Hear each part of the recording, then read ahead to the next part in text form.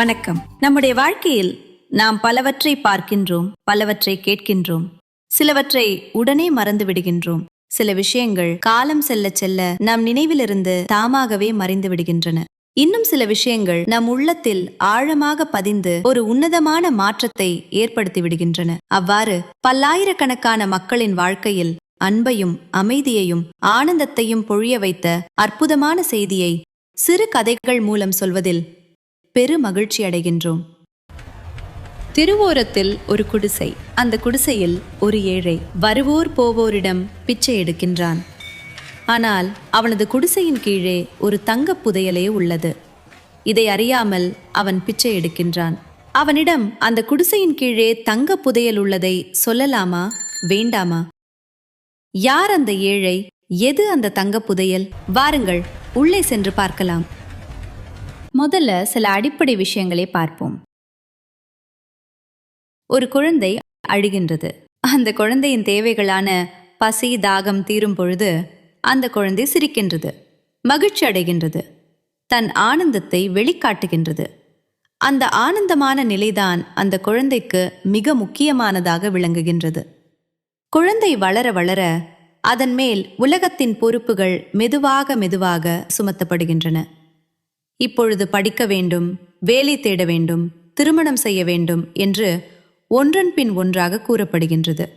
அதனால் ஆனந்தம் என்ற விஷயம் சிறிது சிறிதாக பின்னே தள்ளப்பட்டு எங்கோ ஒரு மூலையில் புதைக்கப்படுகின்றது. பின்னர் ஒரு நிலையில் உலகம் அவனை ஓய்வு பெறுமாறு கூறுகின்றது.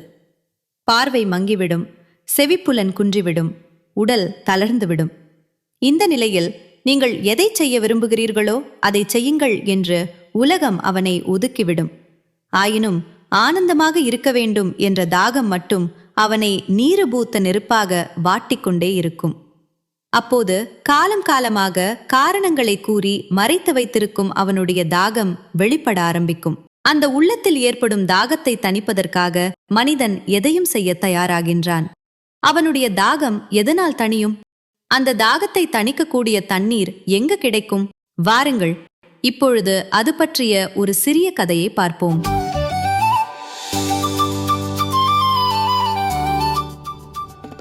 ஒரு இளைஞன் கடவுளிடம் மிகவும் கடுமையாக பிரார்த்திக்கின்றான். கடவுளும் தோன்றி உனக்கு என்ன வரம் வேண்டும் என்று கேட்க அவனும் தனக்கு நல்ல வேலை வேண்டும் என கேட்கின்றான். நல்ல வேலையும் அவனுக்கு கிடைக்கிறது. சில வருடங்கள் கழிந்த பின்னர் அவன் மீண்டும் பிரார்த்தனை செய்கின்றான். கடவுள் அவன் முன் தோன்றி உனக்கு என்ன வரம் வேண்டும் என்று கேட்க அவனோ தனக்கு நல்ல மனைவி அமைய வேண்டும் என்று கேட்கின்றான். அதுவும் அவனுக்கு அமைகிறது. அவ்வாறு அவன் வீடு, குழந்தைகள், வேலையில் பதவி உயர்வு என காலத்திற்கு காலம் கேட்கின்றான்.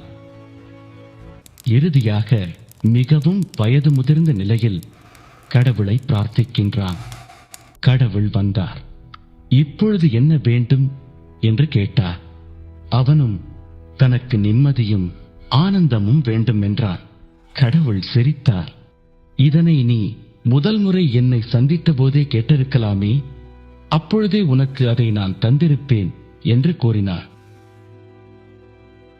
இது ஒரு கற்பனை கதையாக இருந்தாலும் நமது வாழ்க்கையுடனும் அது ஒத்து இருப்பது போல் தெரிகின்றதல்லவா? நமக்கு தேவையான அந்த நிம்மதியையும் ஆனந்தத்தையும் வெளியில் தேடுகின்றோம். ஆனால் அவை வெளிப்பொருட்களில் தங்கியிருப்பதில்லை என்பதை இறுதியில் தான் அறிகின்றோம். பிறப்பிற்கும் இறப்பிற்கும் இடையே உள்ள கோடுதான் இந்த வாழ்க்கை. இந்த வாழ்க்கையில் தேவைகள் உள்ளன. தாகம் எடுக்கும்போது தண்ணீர் தேவை, பசி எடுக்கும்போது உணவு தேவை, களைப்பு ஏற்படும் போது ஓய்வு தேவை. எவ்வாறு உடலின் தேவையை உணர்ந்து பூர்த்தி செய்கிறோமோ அவ்வாறு உள்ளத்தின் தாகத்தை அறிந்து பூர்த்தி செய்வது அவசியமாகும். இந்த உலகப் பொருட்களினால் உள்ளத்தின் தாகம் தணிவதில்லை.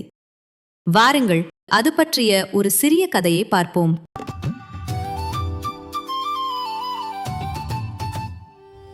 இனிமையான காலை வேளை.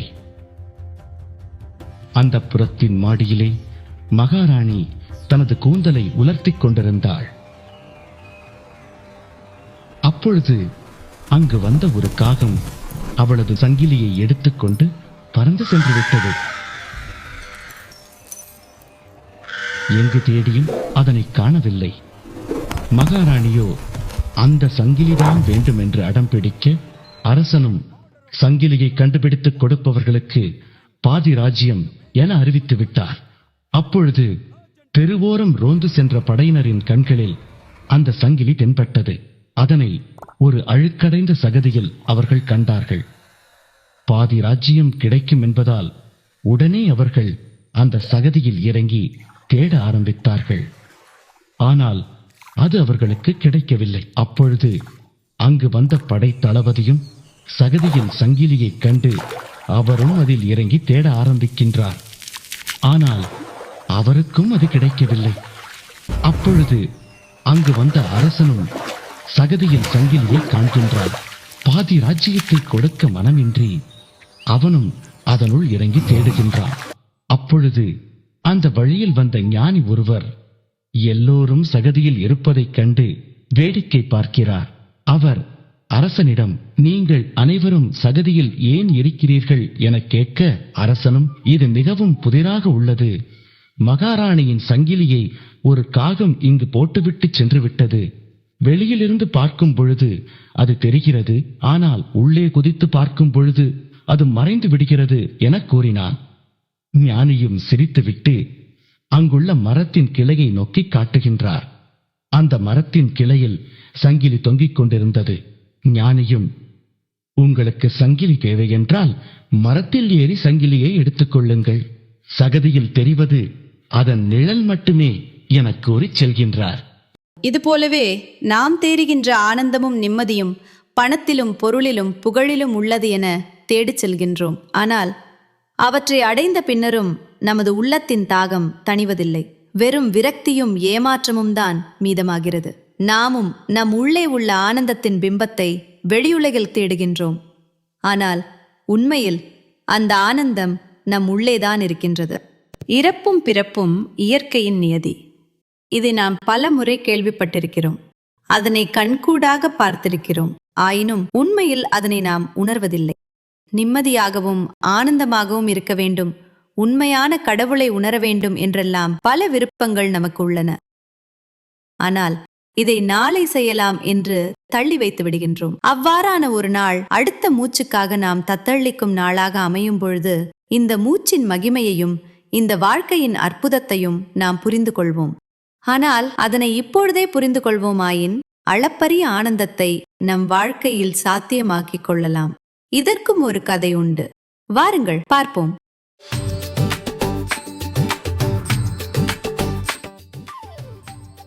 ஒரு வியாபாரி இருந்தான்.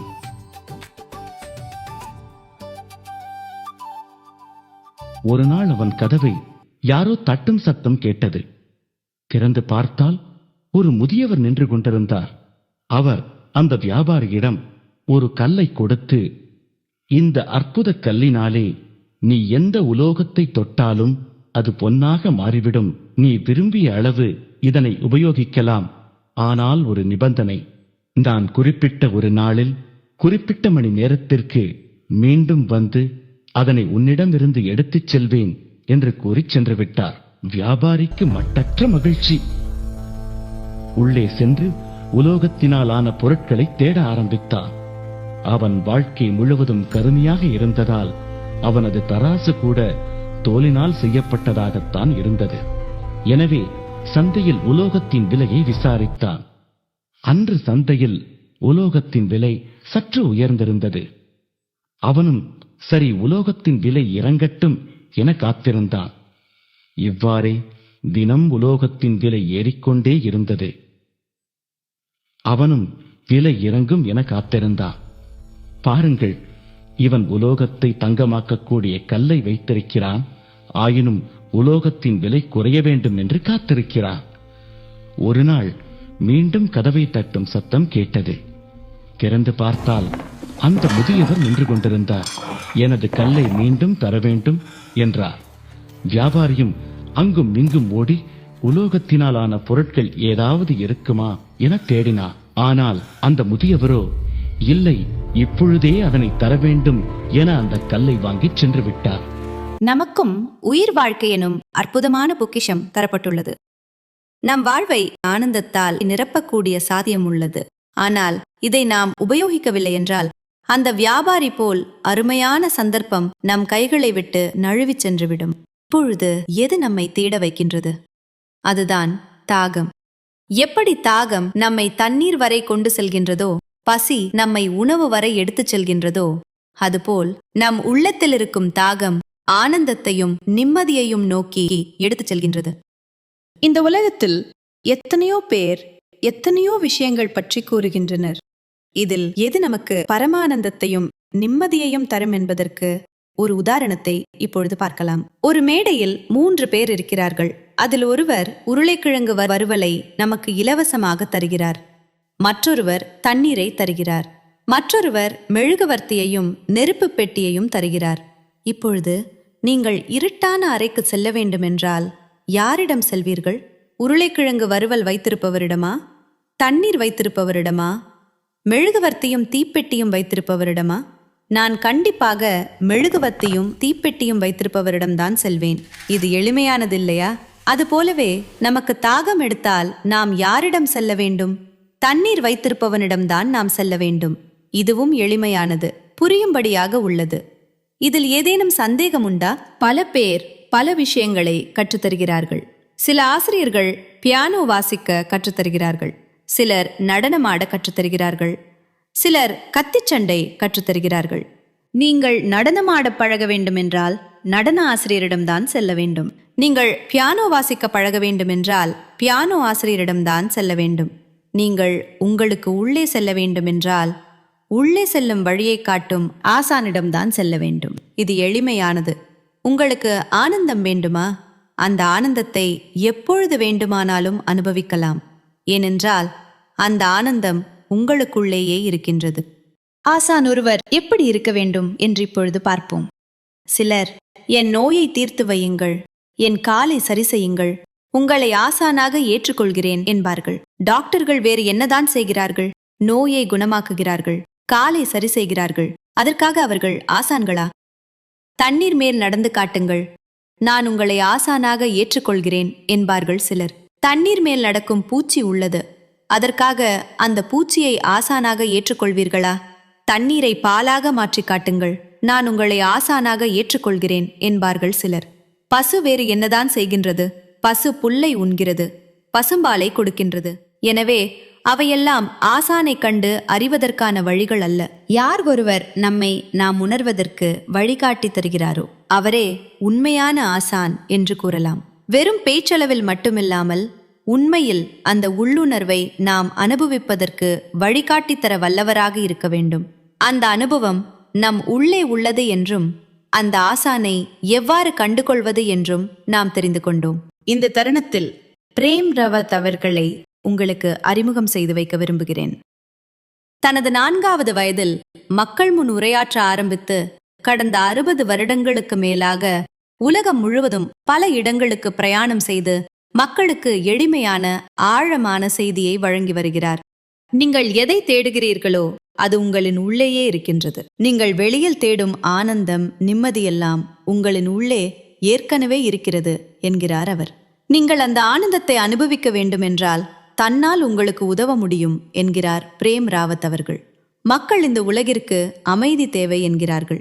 ஆனால் பிரேம் ராவத் அவர்கள் இல்ல, உங்களுக்கு தான் அமைதி தேவை என்கிறார். அமைதி உங்களுக்குள்ளேயே இருக்கிறது. நீங்கள் என்ன செய்ய வேண்டுமோ செய்யுங்கள்.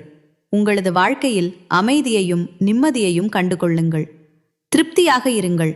அது உங்களுக்கு கிடைக்கவில்லை என்றால் தன்னால் உங்களுக்கு உதவ முடியும் என்கிறார் பிரேம் ராவத்.